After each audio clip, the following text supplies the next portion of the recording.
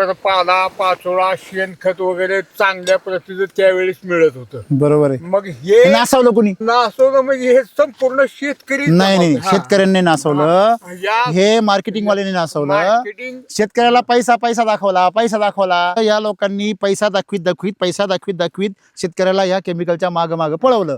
आणि म्हणून आता शेतकऱ्यांनी सावध झालं पाहिजे, आपल्या मातीपासून लांब नाही गेलं पाहिजे. आपण आपली मातीच आपला उद्धार करू शकते आणि तीच आपली मती पण ध्यानावर ठेवू शकते.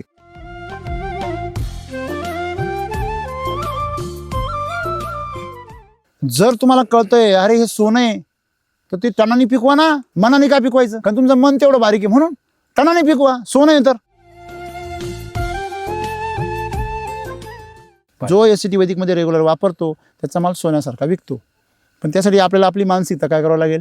बदलावी लागेल. एवढ्या फांद्या नका ठेवा जाऊ, फार तर 1 किंवा 2 फांद्या ठेवायच्या. किती? 1 लक्षात ठेवा. जेवढ्या फांद्या तुम्ही जास्त देणार तेवढे त्याच्यामध्ये काय होणार? स्पर्धा होणार.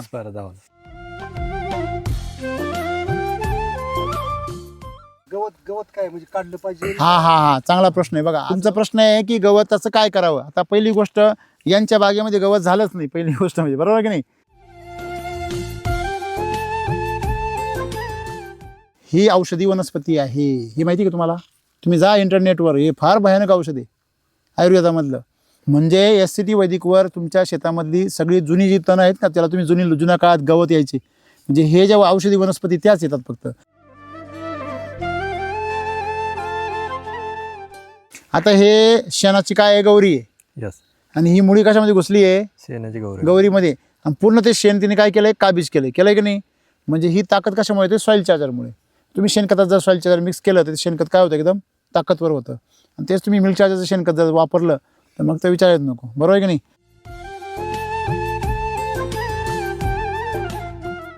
आहे का? ही हिरवी दिसते का? हा सर. हा, हिरवी पाकोळी म्हणजे क्रायसोफा. तुम्हाला सगळ्यांना प्रश्न पडला असेल ना, इथं मवा का नाही, इथं पांढरी माशी का नाही, इथं थ्रिप्स का नाही, असा प्रश्न पडला ना सगळ्यांना. आणि तो क्रायसोफा म्हणून टाईप करा. काय टाका? क्रायसोफा. पतंग म्हणा, तर तुम्हाला हिरव्या रंगाची पाकोळी दिसेल. एका 150 शेतकऱ्यांनी त्याला कीटकनाशक मारलं होतं, जास्त पतंग झाला म्हणे. म्हणजे ती मित्रकीड आहे आपली. ती तुमच्या झाडावरचे सर्व मव्याचे अंडे, पांढऱ्या माशीचे अंडे, तुमचे थ्रिप्सचे अंडे खायचं काम करते. परंतु रस्त्याने जेवढ्या केळी बघितल्या सगळ्या करपलेले, त्यांना घड सुटलेले, घड बारीकच आहे आणि करपून गेले. चिलिंगचं तर मोठ्या प्रमाणात प्रॉब्लेम. ओके, म्हणून ते घडे पडलेले लगेच चिलिंगने इफेक्ट झाला सगळा. आता ते पानं जळून गेलेले, ती केळीची साईज कशी होणार? ग्रोथच नाही ना, त्या क्वालिटीत राहणार ना केळांना. पूर्ण कुठली शेती करताय शेतकरी नेमकी? 3-4 करप्याची शेती करताय का केळीची करताय? मग याच्याबद्दल शेतकरी जागृत का नाही होत? बागेला स्ट्रोक येत नाही, एक तर कळीच येत नाही. तुम्हाला काय म्हणले ते? कळीच येत नाही. स्ट्रोकची गोष्ट लांब आहे, बरोबर आहे की नाही? पूर्वीच्या लोकांना 12 मुलं व्हायची म्हणायची. आत्ताच्या पोरांना तुम्हाला आश्चर्य वाटेल, लग्न झालं ना, लग्न हनीमून नंतर ऍडमिट करावं लागते. हसू नका, ही गंभीर गोष्ट आहे. वीर्यच नाहीये ना तुमच्या शरीरामध्ये. आपण म्हणतो वीरगती प्राप्त झाला, म्हणतो का नाही आपण? वीरगतीला कधी प्राप्त होईल? वीर्य असेल तर होईल ना. आणि ती वीरता कधी येते? तुमच्यामध्ये ती शक्ती असेल तर. मला सांगायचं काय आहे की ती शक्ती जर आमची क्षीण झाली म्हणजे आम्हाला उच्च दर्जाचा पौष्टिक आहार मिळत नाही, त्याच्यामुळेच ते बनत नाही. मग ही गोष्ट फक्त पिकापुरती मर्यादित नाही, ही गोष्ट आमच्या वंशासाठी कारणीभूत ठरणार आहे. त्याच्यामुळे किती दिवस केमिकलच्या मागे पळायचं तुमचं तुम्ही ठरवा. माती नापीक केली ना, तुमचा वंश बी एक दिवस निर्वंश होणार, नापीक होणार. लक्षात ठेवा. हे राम सरांचं वाक्य नाही, हे प्रकृतीचं विधान आहे. बरोबर आहे सर. हे 75 वर्षाचं मात्र इथपर्यंत का पळत येतंय? तरुण थकत आहे का बरं? कारण ती आगला पेटली ना आतमध्ये, ती पेटली. 60-70 किलोमीटरला जाताना तुम्हाला आता कोणाला दुपारी आलेले? हा, दुपारी 1 वाजता आलोय मी. 1 वाजता फोन. मी रात्री व्हिडिओ पाहिले होते गाडीवर. अजून आपण 75 गाडी मोटरसायकल मोटरसायकल आहे माझी. मी शुभम सराच्या त्या ठिकाणी मी माझी गाडी जी होती, तरुण पोरांनी ऐका, सरांच्या गाडीवरती आलोय. काय किडा असेल या माणसामध्ये? मला एक म्हणायचं सर, आज हे बघा, तुमचं चिखल हा म्हणजे हे तुमचं जे शेतकऱ्याविषयी वेगळं तुमचं कार्य, रात्र अपरात्र चिखलात गाडी, विशेष म्हणजे ही प्रोडक्ट ह्याच्यामध्ये सेंद्रिय कर्म, जे पूर्वी पारंपरिक शेती होती आपली, हा हा मिरची, लाकूड, बरोबर परत हे जमिनीमध्ये गाडलं जायचं, हा परत पाला पाचोळा शेणखत वगैरे चांगल्या प्रतीचं त्यावेळेस मिळत होतं. बरोबर आहे. मग हे नासावलं कोणी नासावलं कोणी नासवलं म्हणजे हे संपूर्ण शेतकरी नाही नाही शेतकऱ्यांनी नासवलं, हे मार्केटिंग वाल्यांनी नासवलं. मार्केटिंग शेतकऱ्याला पैसा पैसा दाखवला. जसं एखादं तरस राहतं ना, ते वाघ त्या कुत्र्याला फसवीत रानात नेतं आणि तिकडे गेल्यावर त्याची शिकार करतं. तसं या लोकांनी पैसा दाखवीत शेतकऱ्याला या केमिकलच्या मागं पळवलं. बरोबर आहे का नाही? आणि म्हणून आता शेतकऱ्यांनी सावध झालं पाहिजे, आपल्या मातीपासून लांब नाही गेलं पाहिजे. आपण आपली मातीच आपला उद्धार करू शकते आणि तीच आपली मती पण ध्यानावर ठेवू शकते. काय वाटतं तुमच्या याच्यावरती? बरोबर आहे का नाही? बरोबर. म्हणून करा. जर तुम्हाला कळतंय अरे हे सोनं आहे, तर ते टनाने पिकवा ना. मनाने का पिकवायचं? मन का पिकवायचं? कारण तुमचं मन तेवढं बारीक आहे म्हणून टनाने पिकवा. सोनं आहे तर हा माल सोनं आहे ना, याला मरण नाही. पिकवा ना, जेवढा लागेल एवढा येईल तेवढा याला की प्रॉपर वेनी जा. राईट. तुम्ही थोडं करा पण सोनं करा. तुम्ही महामूर्ख आता एक ना धड. कोण विचारलं तुमच्या चिंध्यांना? साऱ्या दुनिया चिंधे आहे, तुमच्या चिंध्याला कोण विचारतं? कोण नाही. तुम्ही असा मखमली रेशीमचा कपडा घेऊन या बरं. समसम येतो काय केवढे सारे कोणाकोण आणला रे. जो SCT वैदिकमध्ये रेग्युलर वापरतो त्याचा माल सोन्यासारखा विकतो. पण त्यासाठी आपल्याला आपली मानसिकता काय करावं लागेल? बदलावी लागेल. तुम्ही 10 गुंठ्याकरता बदला असं मी म्हणतोय ना. मग 10 गुंठ्याकरता बदलायला काय अडचण आहे? नाही आम्हाला एक फार जोश मध्ये 1 एकर नाही करायची आणि 1 एकर मध्ये 2 बेसल टाकला याची सगळी आवाज येते निघून. म्हणतो साहेब पैसे नाही हो, तेवढं उधार मिळेल का? हां अरे गॅरंटी असल्यावर मी स्वतःला घाण टाकीन ना. काय वाटतं तुम्हाला? असं येते. म्हणून आपण थोड्यापासून सुरुवात करा. बघा तुम्ही 100 तुमच्या 1000 झाडं असू द्या, 100 झाडांना यावर्षी कमवा. तेच पैसे कमवा पुढच्या वर्षी अख्खे 1000 झाडांना वापरा. काय माहिती तुमचं? पण तुम्ही 200 तुम्ही 1000 झाडांना वापरणार, एक बेसोल डोस आणि आमच्या नावाने खडे फोडणार. काय खरं यांचं? काय खरं यांचं? बरोबर आहे की नाही? बरोबर. खरं तर तुमचं नाही, पण तुम्ही बॉम्ब आमच्या नावाने मारणार. मग काय करणार आमचं सांगा मला. बरोबर. काय वाटतं तुम्हाला? अगदी बरोबर आहे सर. असं करा आणि मस्त शेती करा. काय दिगंबर साहेब तुमचे झाडं किती आहे? सगळे 350. त्यातले 100 गेले. तेच तर आपल्याला धरायची होती.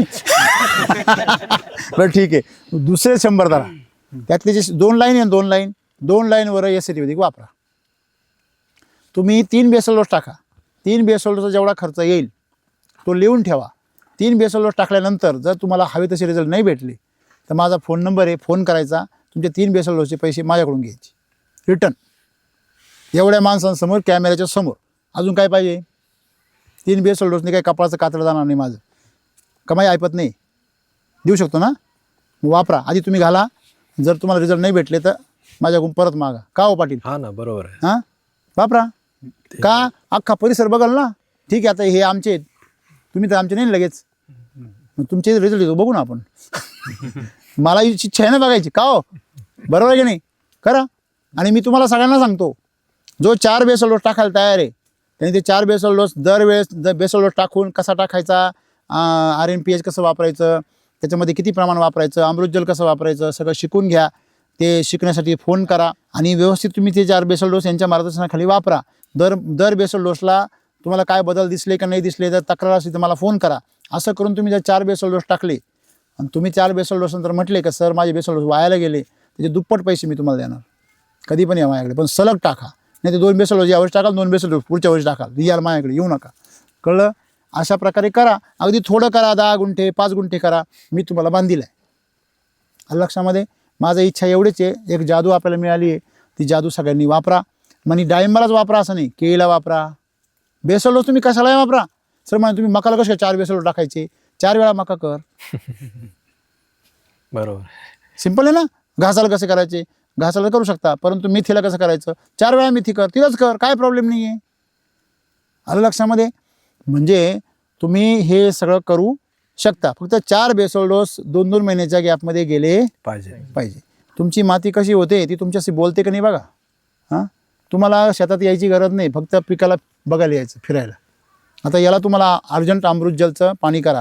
ठीक आहे. अमृत जलचं पाणी करून याला एनर्जी बुस्टर आणि क्रॉप चार्जरची अर्जंट फवारणी घ्या, जेणेकरून हे पानं काय होतील, असे उमलतील, म्हणजे ते खुश होतील ते तिकडचे.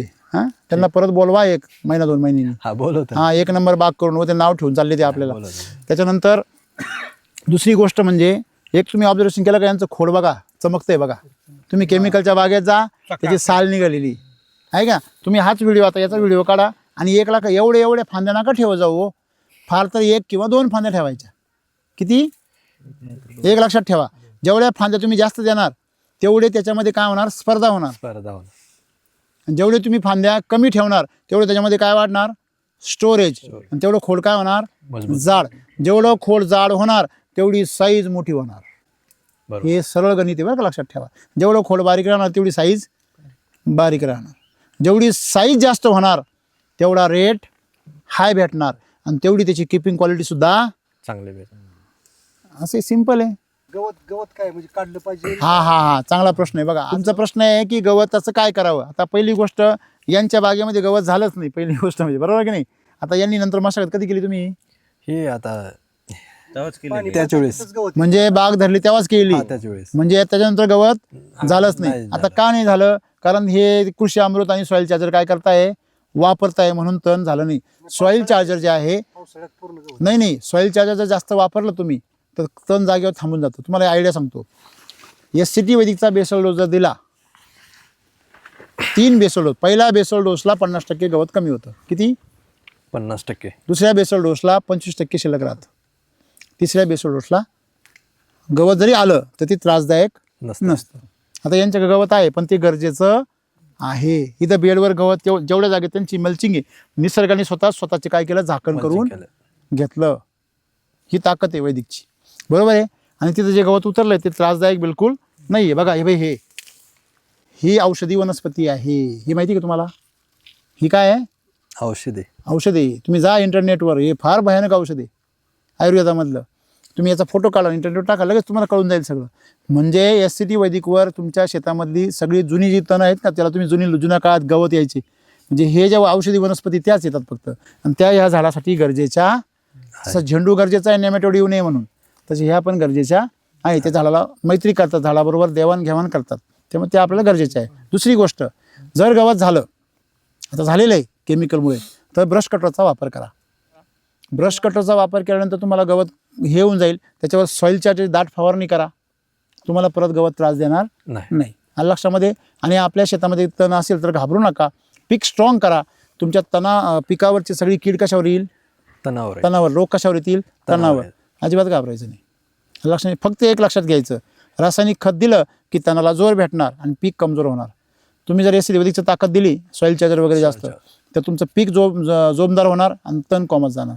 मग तुम्हाला कोणाला कोमात घालायचं तुमचं तुम्ही ठरवा. म्हणजे ते पीक जर कोमात गेलं तर तुम्ही कोमात जाणार काही दिवसांनी, म्हणून म्हणतो मी. त्याच्यामुळे कधी पण तणावर, कुठल्याही वनस्पतीवर, कुठल्याही किडीवर, जीवावर हल्ला करायचा नाही. त्याला तुम्ही उपवाशी मारा, त्याच्याकडे दुर्लक्ष करा, तो आपोआप कमी होईल. तुम्हाला त्याला मारायचा अधिकार नाही. तुम्ही त्याला मारलं की निसर्ग त्याला डबल करणार. निसर्गाने तिथे कीड कुणी आणली, तण कुणी आणलं? निसर्गाने. तुम्ही निसर्गाचे बाप आहे का तो तुमचा बाप आहे? कोणाचा बाप आहे? आपल्या बापाचाही बाप आहे तो. नाही आहे निसर्ग. मग मी तेच म्हणतो, निसर्गाचा आपण एक छोटासा कण आहे का नाही? मग आपण निसर्गाला चॅलेंज दिलं पाहिजे का? ज्यांनी दिलंय त्यांची काय अवस्था आहे पाहिजे तुम्ही. चालेल, बॉम्ब गोळी पडताय ना सध्या. हां, आम्ही प्रगत. आता खा बॉम्ब गोळी. कळलं का तुम्हाला? आता हे शेणाची काय आहे? गौरी आहे. आणि ही मुळी कशामध्ये घुसली आहे? शेणाची गौरीमध्ये. आणि पूर्ण ते शेण तिने काय केलंय? काबीज केलंय की नाही? म्हणजे ही ताकद कशामुळे येते? सॉइल चार्जरमुळे. तुम्ही शेणखतात जर सॉइल चार्जर मिक्स केलं तर शेणखत काय होतं? एकदम ताकदवर होतं. आणि तेच तुम्ही मिल्क चार्जरचं शेणखत जर वापरलं तर मग तर विचारायच नको, बरोबर आहे की नाही? हे अमृत जल हां, एक 72 तास भिजवायचं. भिजवून तुमचं ते अमृत जल बनवायचं. ते रेडीमेड. नवीन संशोधन हे कधी लॉन्च होणार आहे? नमस्कार, मी खेमनर भाऊसाहेब SCT वैदिक तंत्रज्ञानामध्ये गेल्या 7 वर्षापासून कार्यरत आहे. मला एक म्हणायचंय अमृतजल लिमिट पाहिजे त्यांना. हा थोडक्यात सांगायचं बोला. अमृतजल विषयी आम्हाला हे 72 तासामध्ये ते अमृतजलचं वेळ लागतो त्याला, हा, तर तेवढा वेळ नसतो तयार शेतकऱ्या. होणार. मग ते कधी शेतकऱ्याच्या सेवेला मिळणार? त्यांना याच्याकरता बोलावं लागतं, ते त्याच्यावर काम करताय सध्या.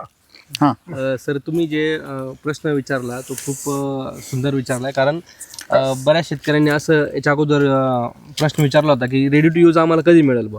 तर नक्कीच मी त्याच्यावरती काम करतोय आणि राम सरांच्या मार्गदर्शनाखाली लवकरात लवकर तुमच्या सर्वांच्या आग्रहास्तव रेडी टू यूज दोन गोष्टी कुठल्या, एक म्हणजे शिलाजीत आणि दुसरं म्हणजे रेडीमेड अमृतजल. या दोघांवर काम आमचं चालू आहे. जेव्हा आमचं संशोधन पूर्ण होईल तेव्हा आम्ही तुम्हाला उपलब्ध करू. तोपर्यंत हे वापरा, सध्या त्रास घ्या. आणि तुम्ही सेटिंग जर पाहिलं ना, असं विखुरलेलं आहे पा. हे बघा अगोदरचं माल बघा किती मोठा झालाय बा.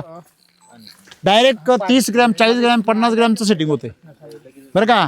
50 ग्रॅम पर्यंत सेटिंग होते डायरेक्ट. 30 gram 40 gram.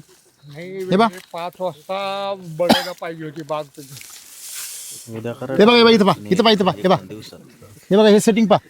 आता या सेटिंग साईज काय आहे? हॅलो लाईट बघा इथं. हे बघा ही साईज आहे जवळजवळ बरं का. सेटिंग होताना बाळाचे पाय म्हणजे हे बाळ बघा, हे बाळ जवळजवळ 40 ग्रॅमचे. हा बाळ जवळ 40 ग्रॅमचं तर मोठं झालं होते, कमीत कमी 400 ग्रॅमचं होणार. आणि हे लक्षात ठेवा, सेटिंगमध्ये फळ जेवढं ग्रॅम असते बघा, हे बघा सेटिंग बघा, हे 20-20 ग्रॅमचं सेटिंग आहे जवळजवळ. म्हणजे 250 ग्रॅमच्या पुढे इझी जाणार. हाय या कंडिशनला काहीच नाही केलं तरी. इकडे पहा, इकडे पहा, त्याला काय म्हणतात बघा. बरोबर ती जेवढी मुळी आहे ना तेवढी काय केली त्यांनी, कव्हर केली की नाही. हे बघा आहे ना. आणि वर माल पा आहे नाही टाकाटक. हा तर डायरेक्ट 500 ग्रॅम जाणार आहे का. ही हिरवी दिसते का? हा सर. हा हिरवी पाकोळी म्हणजे क्रायसोफा.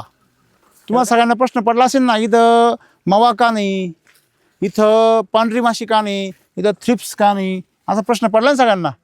आता एवढ्या जी ती पतंग उडाला ना वरती, तुम्ही इंटरनेटवर जा आणि तो क्रायसोपा म्हणून टाईप करा. काय टाका?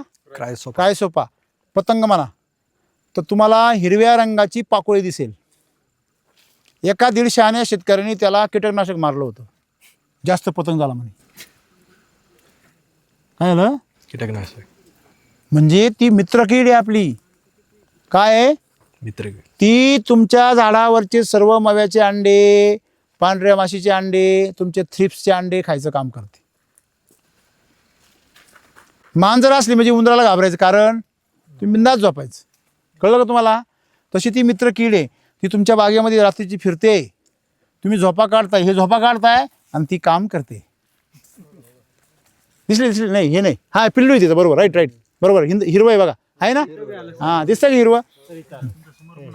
हिरवं बा दिसलं का बा? त्याला सांगायला पा मी आहे म्हणून. काय हे दिवसा नाही राहत, रात्री दिवसा असतंय. पण मग तुमचा गारवा असेल, ढगाळ वातावरण असेल तर दिसतं. त्याला जास्त हिट नाही सहन होत ना. येताना आपण परत परिस्थिती बघतो या परिसरामध्ये का केळीचे प्लॉट खूप आहेत तुमच्या भागामध्ये. हां हो. इथं केळीचे काही शेतकरी आहेत का? रमेश तुमची किती एकर केळी आहे? आता 6 एकर आहे. म्हणजे ओके 4 एकर लागेल. ओके. 2 एकर आता रस्त्याने आम्ही बघितलं ते मध्ये, तुमच्याकडे काही मला माहित नाही, परंतु रस्त्याने जेवढ्या केळी बघितल्या सगळ्या करपलेले. त्यांना घड सुटलेले, घड बारीक बारीकच आहे आणि करपून गेले. ते थंडीमुळे काय पूर्ण म्हणजे थंडीचा ते इफेक्ट झालेला आहे त्यांना. थंडीमध्ये काय राहिले नेमकी? मुळीच ही झाली ना, चॉकअप झाली. मुळीच चॉकअप. ओके, म्हणजे चिलिंगचं तर काय? चिलिंगचं तर मोठ्या प्रमाणात प्रॉब्लेम. ओके, म्हणून ते घडे पडलेले लगेच चिलिंगने इफेक्ट झाला सगळा. चिलिंग साधारणतः येण झाली हा. आणि केळाला जेव्हा आकार घ्यायला लागला तिथूनच की तिथूनच चालू सुरू होते लगेच. फ्लॉवरिंग मध्ये सुरू होते. नाही, फ्लॉवरिंग झाल्यानंतर ओके, पण मग साधारणतः पानं येण सगळं झाल्यानंतर 1-1.5 महिन्यानंतर. आता ते पानं जळून गेलेले, ती केळीची साईज कशी होणार? ग्रोथच नाही ना, त्या क्वालिटी राहणार नाही केळांना. बरं ते काय प्रमाण असं एकटं दुखतं आहे का? का हो? नाही सगळीकडे. एकच प्लॉट मला या घराजवळ आता पाठीमागे एक प्लॉट जरा बरा दिसला इथला. त्याची येण झाली का? हो झाली. झाली ना. तो मला जरा बरा दिसला थोडासा. बाकी सगळे प्लॉट मला येताना सगळे करपलेले दिसले. पूर्ण कुठली शेती करताय शेतकरी नेमकी? 3-4 करप्याची शेती करताय का केळीची करताय? 3-4 पानं काय कायची तर म्हणजे विकता सुद्धा आलाय माल. असं करपलेल्या पानाला कुठं काय मार्केट आहे का कुठं? पिचकून पडले सगळे. हं? नाही लय नुकसान. मग याच्याबद्दल शेतकरी जागृत का नाही होत? किंवा आज एवढं नुकसान होतंय बाबा, मग काहीतरी याच्यावर विचार केला पाहिजे का होतोय. जाते ती दुकानदाराकडे जाते ती देते ती सोडायला, त्यानं बी काय खर्च करून बी धड शेतकऱ्याच्या हातात काय नाही म्हणल्यासारखं परिस्थिती झाली. नाही काय होतं मला सांगतो मी, की त्रागा करून आणि वैताग करून किंवा त्याचं दुर्लक्ष करून, समजा मध्ये मी 2-2, 5-5 रुपये केळी झाली किलो, पण ती का झाली? कारण चिलिंगमुळे मार्केटला का चांगला मालच येत नव्हता ना. तुमची काय अपेक्षा आहे की रोगाट आलेला झाला माल ग्राहकांनी खाल्ला पाहिजे, तुम्हाला पैसे दिले पाहिजे, असं कसं काय शक्य आहे? आपण तरी घेऊ का? आपण तरी आपल्या लेकरांना रोगट माल घेऊन येऊ का? आपल्याला कळते आपल्या चिलिंगची केळी आपण घरी तरी खातो का? नाही. काय झाले मार्केटला बी व्यापाऱ्यांचं काय झाले, चिलिंग म्हणून रेट कमी करते ती, पण ते आहे. वाचला तर भरते ती. तसं नाही, काय होतं माल तर एक्सपोर्ट पण जर नाही नाही नाही नाही तसं नाही राहत, लक्षात घ्या. हां. तुम्ही म्हणता पण ती रिस्क आहे ना ती. एक्सपोर्ट मध्ये माल तुमचा, आता समजा मी घड आणला एखादा आणि तो घरी आला आणि खराब झाला, तो खाता येत नाही ना, पैसे तर गेले माझे. पुढे त्यांना प्रॉब्लेम येणारच. म्हणजे मी एक वेळेस पैसे कमवले, पण पुढच्या वेळेस माझं नाव काय झालं? खराब. का हा माणूस खराब पण माल देतो. मग एक वेळेस त्याचे पैसे होता, पण दुसऱ्या नाही होत ना व्यापाऱ्याची. त्याचं नाव खराब झाल्यावर त्याचा संपला विषय ना मार्केटमध्ये. म्हणजे हा एकदा लांडगा नाव पडलं का तो लांडगाच, किती बी इमानदार असू द्या. म्हणजे आज शेतकऱ्याचं लांडगा नाव पडून गेलंय. नाही, केळीमध्ये जर तुम्ही मार्गदर्शन करून त्याच्यात जर चिलिंग हे प्रॉब्लेम म्हणजे आजपर्यंत त्याच्यावर म्हणजे हीच नाही, म्हणजे शेतकरी हो हे बघा, रोगावर विलाज नसतोच कधी. म्हणजे तेवढाच प्रॉब्लेम आहे सर. मला सांगा एक मिनटं, साधी सिंपल गोष्ट आहे की अंधार झाला, आता इथं आपण काय केलं? अंधारावर काहीच औषध नाही, प्रकाश करू शकता तुम्ही. हा पर्याय औषध नाही. अंधारावरचा प्रकाश हे औषध आहे का? नाही ना, हा पर्याय आहे त्याच्यावरचा. तसं तुम्ही रोगाच्या मागे लागले तर रोग कधी जाणार नाही. तुम्हाला मी काय सांगतो की केळी हा विषय म्हणले, तुम्ही म्हटले की चिलिंगवर पर्याय नाही, बरोबर आहे की नाही? म्हणजे अजून तर शेतकऱ्याला म्हणजे त्याच्यावर बरोबर आहे की नाही? मी मगाशी काय म्हटलं तुम्हाला की तुम्ही जर चुकीच्या रस्त्याने चालले गेले तर तुम्ही आणखीन तुमचं नुकसानच होत राहणार आहे. चिलिंग रस्ता चुकला म्हटल्यावर समजा तुम्ही चिलिंगला उपाय करण्याचा प्रयत्न काय करताय? चिलिंगला थांबवण्याचा प्रयत्न करताय. तुम्ही प्रकाश करण्याच्या ऐवजी अंधार घालवण्याचे काय मार्ग आहे मला सांगा? काय मार्ग आहे? पोषण माल. घरात प्रकाश करायचा असेल तर घर पेटवायचं का?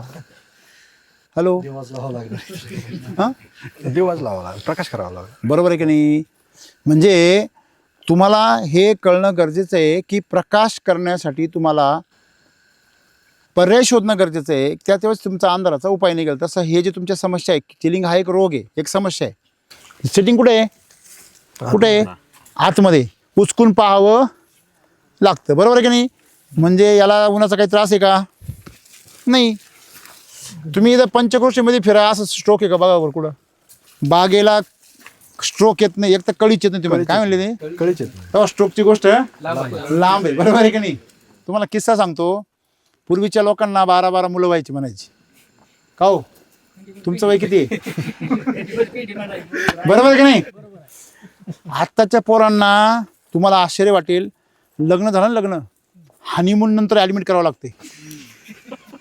हसू नका, ही गंभीर गोष्ट आहे. वीर्यच नाहीये ना तुमच्या शरीरामध्ये. आपण म्हणतो वीरगती प्राप्त झाला म्हणतो का नाही आपण? वीरगतीला कधी प्राप्त होईल? वीर्य असेल तर होईल ना. वीर होण्यासाठी आधी वीर्य पाहिजे शरीरामध्ये. आणि वीर्य कधी बनतं?